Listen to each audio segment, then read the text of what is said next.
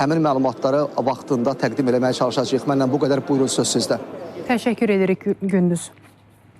Sonuncu xəbərimizi təqdim edirik. Bu ilin 11 ayında Xaçmaz Reabilitasiya Mərkəzində əlilliyi olan 5000-dən çox şəxs reabilitasiya xidmətləri ilə təmin edilib.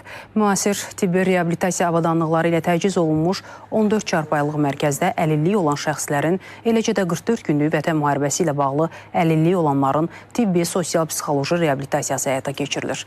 Müəssisədə müalicəvi bədən tərbiyəsi, fizioterapiya, müalicəvi masaj, hovuz, psixoterapiya, logoped, əmək terapiyası və digər istiqamətlərdə xidmətlər göstərilir. Qeyd edək ki, Əmək və Əhalinin Sosial Müdafiəsi Nazirliyinin tabeliyində Dövlət Tibbi Sosial Ekspertiza və Reabilitasiya Agentliyinin ümumilikdə 17 reabilitasiya müəssisəsi fəaliyyətdədir. Həmin müəssisələrdə bu ilin yanvar-noyabr aylarında əlilliyi olan 130 min şəxsə reabilitasiya xidmətləri göstərilib.